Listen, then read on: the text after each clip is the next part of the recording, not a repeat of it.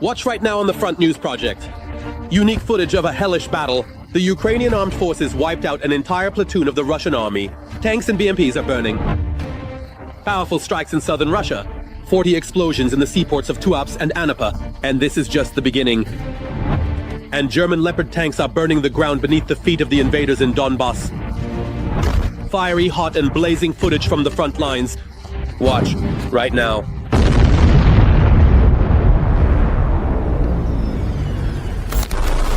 The fourth year of full-scale war. The war that Vladimir Putin and his pack have unleashed on Ukrainian soil. The heroic resistance of the Ukrainian armed forces and the entire Ukrainian people continues in their fight for freedom. Greetings. This is Front News with you, Vladimir Timoshenko. The next 30 minutes. You can expect the truth about the war, which our journalists are gathering from the hottest battle zones. So are you ready? Then let's get started.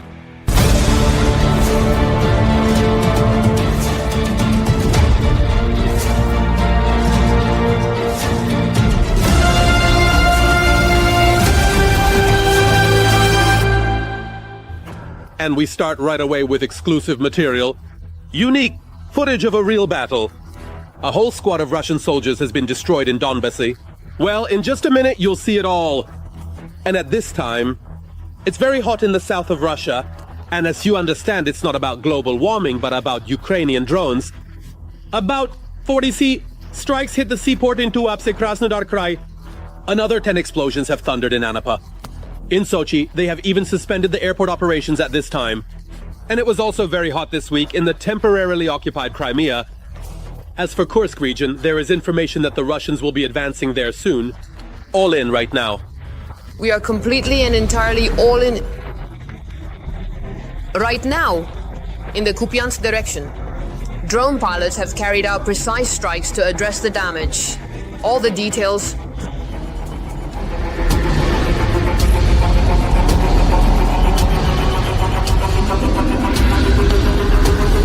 And this is already the Donetsk direction. Operators from the 3rd Special Operations Regiment destroyed an entire squad of Russian soldiers during a raid on an industrial complex.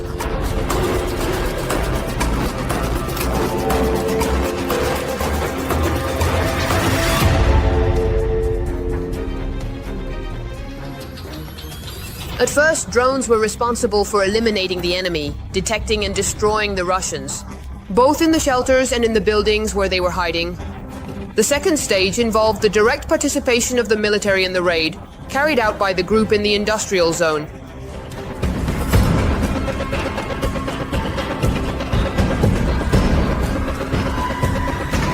And here's another video, but practically nothing is left from the occupiers here.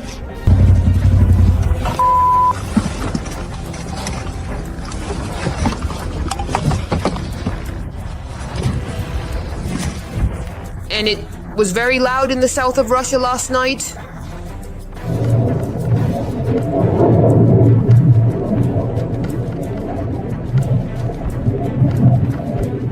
The Russians are howling that this was the largest drone attack. They even implemented a carpet plan at Sochi airport. Something's burning from the shells. My windows at home have blown out. That's it. Nothing is left. It's not funny, but look, in the yard. At least 10 explosions were heard in Anapa, and about 40 explosions were counted over the seaport in Tuapse, Krasnodar Krai. A fire has started there. Looks like they didn't shoot it down. Steps.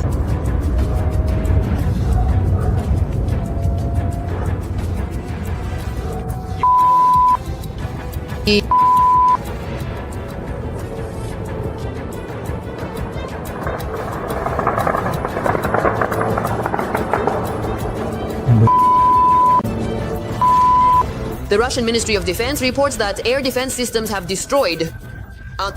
According to the statements of the head of the development management of the Ministry of Defense of Ukraine, the range of Ukrainian drones is up to 2,000 kilometers.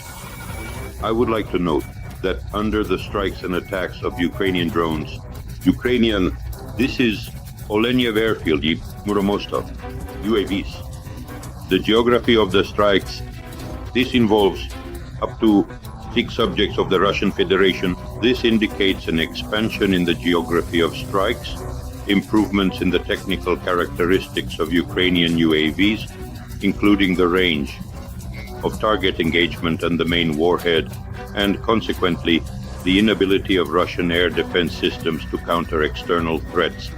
Meanwhile, in Kherson, Russian troops are unable to dislodge the Ukrainian armed forces from their territory.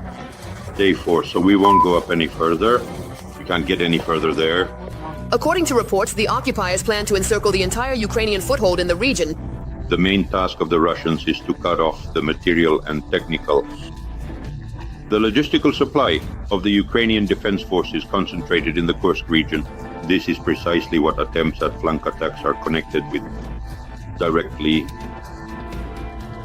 Regarding the positions of the Ukrainian defense forces and attempts to access the main logistical components connecting the Ternopil region of Ukraine with the Sudzhansky district of the Kursk region, but there is currently no basis to talk about tactical successes on the Russian side. Grounds. Nevertheless, in Russia, they claim that the occupiers are advancing in the village of Pogrebki. Analyst from Bild, Julian Repke, allegedly found a video showing Russian soldiers raising a flag in the middle of a destroyed settlement. But this information is not true. And now about something truly terrifying.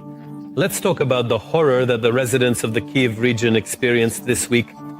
Russian Shaheds attacked the Bucha district of the Kiev region on the night of Wednesday, February 26th, resulting in 1 person dead and 2 injured. As a result of the strike, a fire broke out in a 2-story private house covering an area of 200 square meters. The body of the deceased person was found during the firefighting efforts. In another settlement in the same Bucha district, a girl and a man were injured as a result of the attack. Both injured individuals received assistance on the spot. Let's listen to the eyewitnesses of these terrifying events. There's a crater above their bedroom and flames are coming from there. So the strike was right where the entrance is, just a little to the left, that's their bedroom. And the strike was right there because the flames were coming from that direction. I heard a rumble. We immediately got dressed and ran out, and I see the house is already on fire. And we have something flying at the facade, I say, oh my God, the house is on fire. He runs out, the house is on fire, and then he says, it's not ours. The window frame flew out and tore the frame. It bent in the bedrooms and the kitchen also flew out by the shockwave. I was just lying on the bed at that time and my son didn't have time to say that a Shahed was coming. Unfortunately, I just want to say, may you be cursed to the 7th generation, Russians. We heard a woman dying there, how she was screaming. It was the most terrifying thing, and that was the most terrifying thing. And now let's analyze the operational situation on the long-suffering Pokrovsk front. The enemy continues their military terror. In the Pokrovsk direction, the aggressors attacked our defenders' positions 35 times in the areas of the settlements of Berezovka, Mirnaya, Luch, Lisovka, Pokrovsk, Novoukrayinka, Zaverovo, Kotlin, Udakhnaya, Nadeevka, and Uspenovka. 10 combat clashes are still ongoing. The aggressor also used 15 guided bombs on the settlements, Alexeyevka, Pokrovsk, Udakhnoye, and Zaverovo. He was burning in the Leopard tank along with his comrades and with a full combat load, but thank God he survived. This is the story of the mechanic of the driver of the 1st Tank Battalion, 5th Mechanized Brigade. Ruslin and the other defenders are covering 2 directions at the front right away, Kurakhovskaya and Pokrovsk. They recently reinforced the front line to better protect our infantry. How the Leopards are currently operating with Russian drones constantly buzzing in the air and how they are repelling the Russian offensive, watch in the report from the front by TSN special correspondent Yuliana Kirienko. Amid the winter forest of Donbas, the sturdy Predator, the Leopard tank, has parked. Here it's far from alone. Even though it's not easy to spot them among the camouflage nets and tree branches, the roar of engines in almost every strip of forest gives them away. Here there's a whole tank park. The crew of this Leopard is currently resting. The warriors have earned it. After they destroyed the Russian hideout almost up close, Tatar says that even though his Leopard doesn't really like the Donetsk mud, which can even jam the tracks, it still fires the cannon. Very accurately, that's what the enemy felt. Yes, of course they are afraid. Of course they are afraid, they run away, but what our Leopard takes is precision, accuracy, speed. If everything is set up correctly here, we can hit meter for meter. This armored vehicle demolished a building in the village of Sonsevka in the Kurakovsky direction, at a time when fighting was going on for this settlement. And although the village was already occupied, the Leopard crew saved our soldiers. They fired into the basement where the enemy was while our troops were above, which allowed our infantry to exit and clear the building. It was one of Tatar's first outings, and he didn't expect everything to go so well. The guy is only 23, but he transferred from conscription to a contract in a combat unit. I decided to sign a contract because I wanted to get into combat operations. I'm just tired of sitting in the rear. I have a lot of guys fighting, and here I am sitting around with nothing to brag about. The Leopards are covering 2 directions at once, Kurakhove and Pokrovsk, the hottest spots in the Donetsk region. Due to the invasion of Russian drones, the work of tank crews on the front line has become more complicated. Now they don't just hold positions, they act like emergency responders. We need to destroy the enemy's fortification when the artillery or our drones can't handle it. That's when they call for us.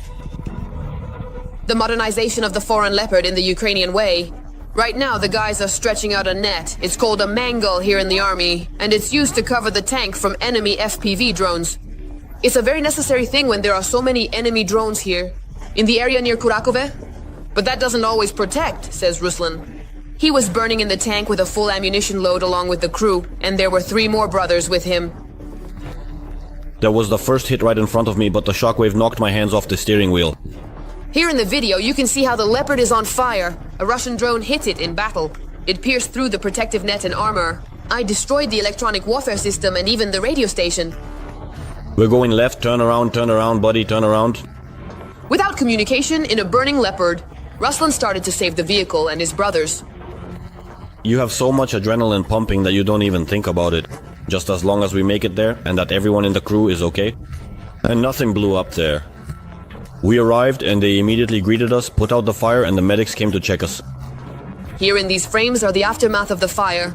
The Leopard is currently under repair. The crew has moved to another Panzer and is currently heading to duty. After all, in the Kharkiv direction, the enemy is preparing an offensive near Constantinople to cut off the road from Donetsk to Zaporizhzhia and push our units out of the surroundings of Kharkiv. That's why the tankers know that at any moment they could get the order to head out and support our infantry.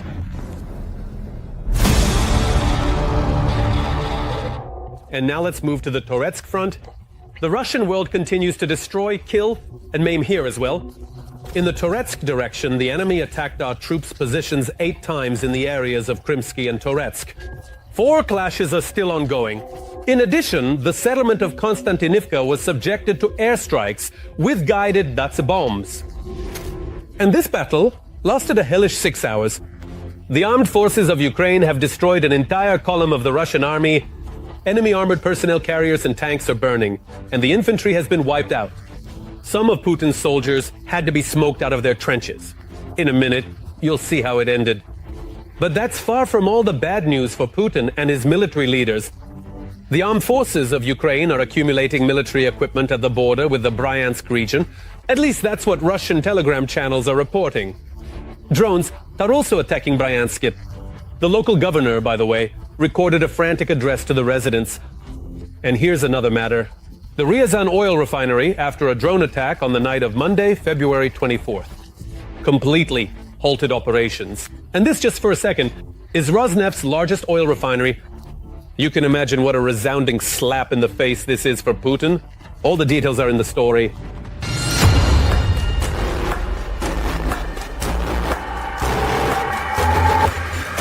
The fighters of the 110th Separate Mechanized Brigade repelled a 6-hour assault by the occupiers. The FPV drones destroyed almost all moving targets. Then the enemy infantry.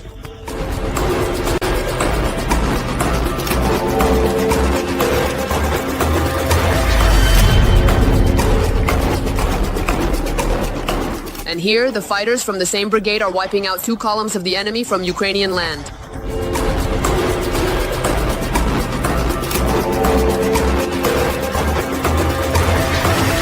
It's now dangerous for the enemy to gather even in small groups on Ukrainian territory.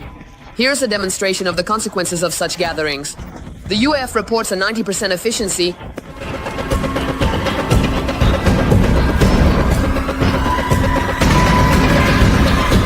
Four BMPs and a tank down, as well as 1 truck. They were destroyed while trying to break through the defense in the Kharkiv region.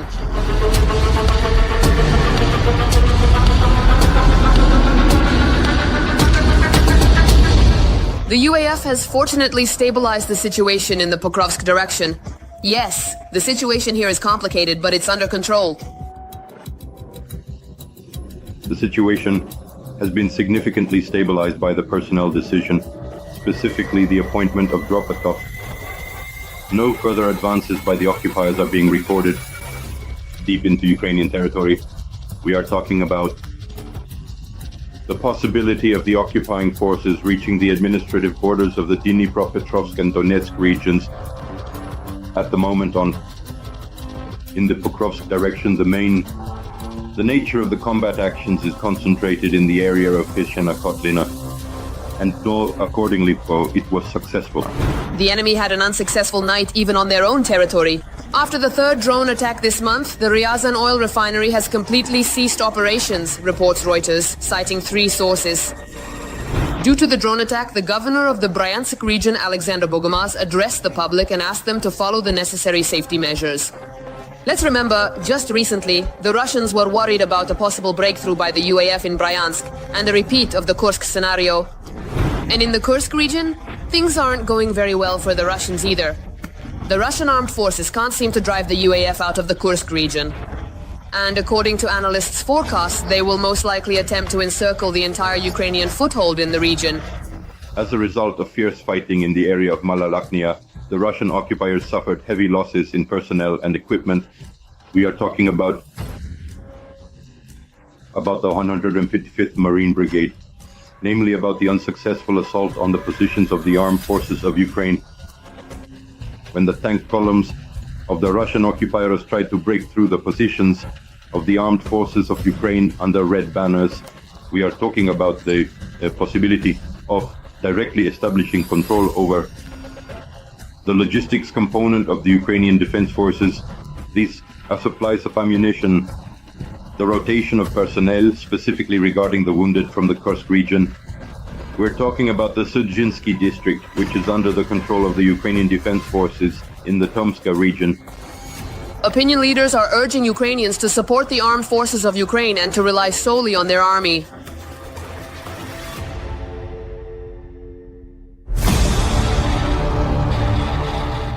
And now it's time to analyze the operational situation on the Kharkiv and Lyman fronts. The enemy's bloody frenzy continues.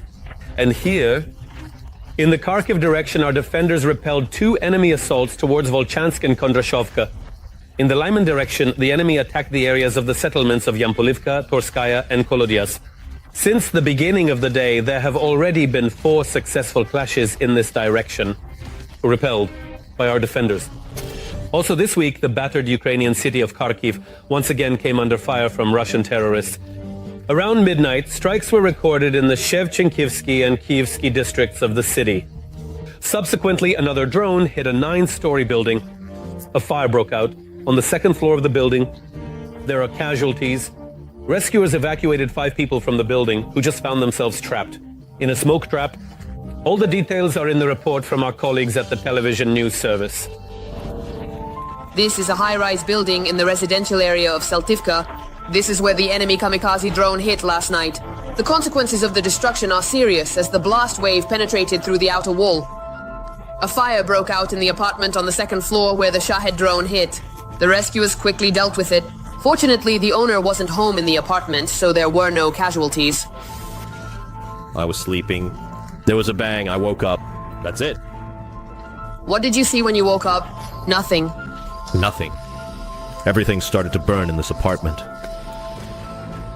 Well, it was clearly visible that it exploded from here and started to burn. I know that the apartment that was hit was bought by a young couple. They bought it before the war. They haven't even finished the repairs yet, but right now they are somewhere in Ukraine, just not in Kharkiv. They are not here. A few people had to be evacuated by the rescuers during the fire. 2 residents sought medical attention due to smoke inhalation. Another woman had an acute stress reaction. The house that the drone hit had already been struck by a Russian attack in 2022. It has just been restored, but whether the damaged entrance can be repaired now needs to be determined by specialists. At night, the Russians launched several waves of drones over Kharkiv and the first hit right in the city center. The hit was on the roadway, but this is one of the main streets, a hallmark of the city. Windows are shattered in the houses around and the facades are damaged. The Kharkiv Theater of Opera and Ballet named after Lysenko was also affected. And also, the construction university miraculously wasn't hit by debris or the blast wave, nor did it affect the mirror stream gazebo located across from the theater. The transport contact network was also damaged. In addition, we will be closing the outlines. It's very important for us right now to keep the warmth in the homes that are here. At the moment, heavy machinery is working at the impact sites, clearing the debris. Residents are trying to retrieve their belongings from the damaged apartments. There's still a lot of work to be done here.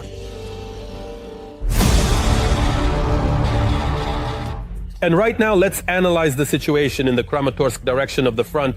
Let's be honest, this is yet another sacred goal for Putin and his pack. Accordingly, the situation here is heated to the limit. In the Kramatorsk direction, the defense forces are repelling the enemy's attempt to advance near Vasyukivka. Aerial strikes. The enemy has struck Kramatorsk with guided bombs. They are stopping enemy assaults and advances, destroying the equipment and personnel of the occupiers. Now let's move to the Zaporizhzhia direction.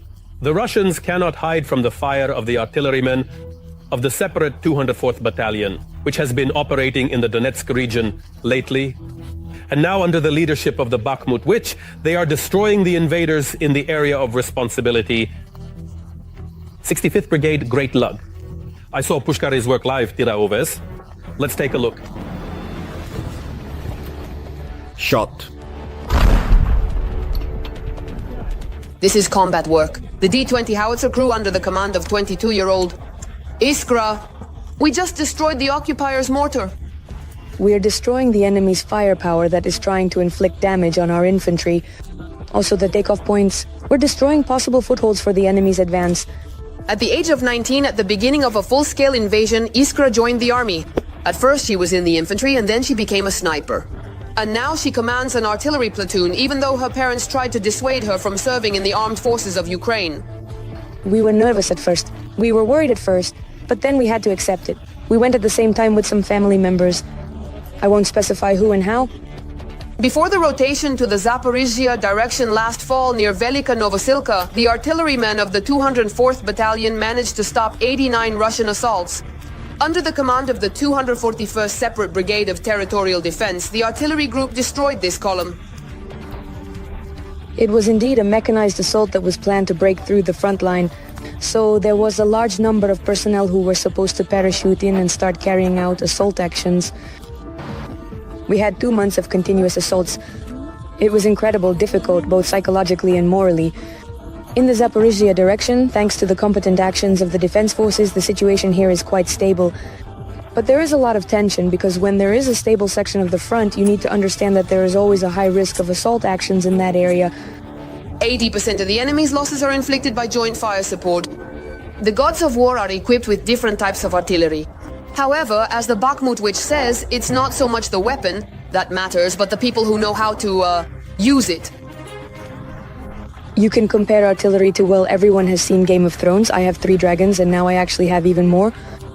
And the power of fire, the strength of fire, and let's say the military achievements made by artillery units are very important and have a serious impact during combat operations. Artillerymen are effectively burning the occupiers with the help of drones that detect the enemy. This is so that we can more effectively use our artillery to hit the enemy and prevent them, the breakthrough of our defense line. Because it's during the night that the greatest accumulation and movement of personnel occurs. The whole family, mom and the 2 brothers of the Bakhmut witch, are also at the front now. At home, her 8-year-old son is waiting for her, whom she has seen for only 2 weeks in the 3 years of full-scale invasion. It's quite hard to be so far away from my child. But I see that he has already become independent. He has become a little patriot, and at just 5 years old, he consciously decided, I will never speak Russian again. At the moment, says the artillery woman, the army, we need motivated young warriors who can bring new vision, strategies, and overcome the enemy. Of course, we also need ammunition to speed up the clearing of Ukrainian land from Russian invaders.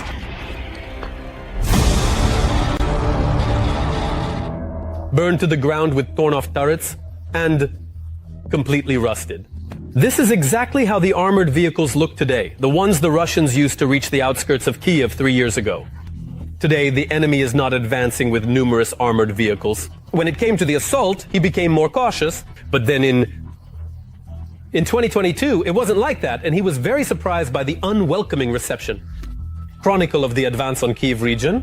Next, in the report from our colleagues at TSN. The Russians advanced in large columns like this one, which stretched for kilometers along the Zhytomyr highway.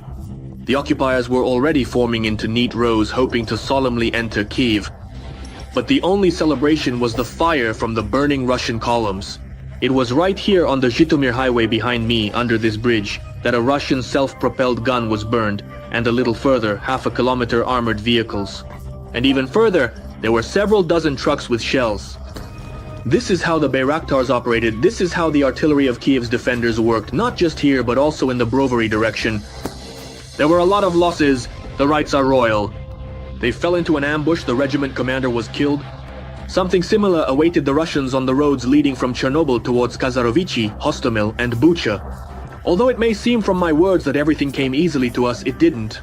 In reality, the Russians had an overwhelming amount of manpower, an overwhelming amount of weapons. They outnumbered us significantly in many ways. And that was very good. Trained units, as the military later explained. We had to quickly secure the heights along the roads, railways, and riverbanks, and blow up all the crossings over them. This is what the bridge over the Irpin River towards the city of Kiev looks like now. The river floodplain is now filled with debris. Single shots can be heard, as well as periodic explosions. Often right near the blown-up crossings, or when trying to cross our rivers in other places, the Russians were hit by Ukrainian artillery. Well, it was as if they were zombified, appearing there again and again, trying to move forward.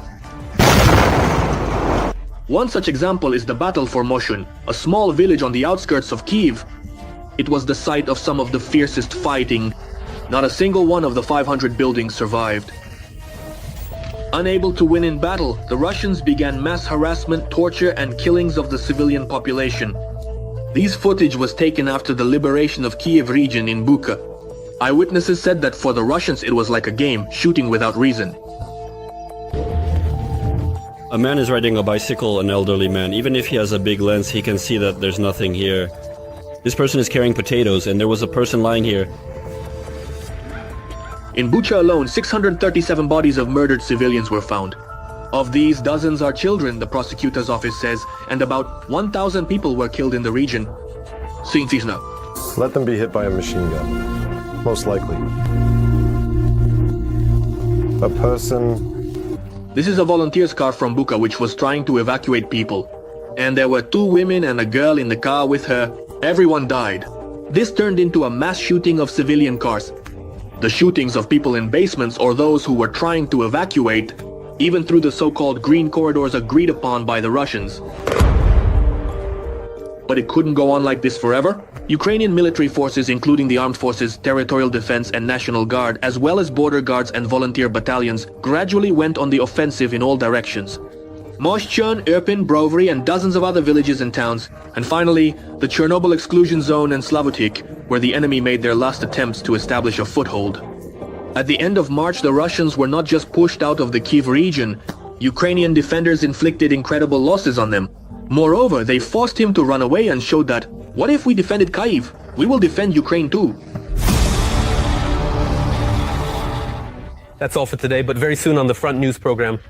New, unique materials from our journalists from the hottest spots of the war, gathered so that you know the truth. This was Vladimir Timoshenko. Take care of yourself and your loved ones.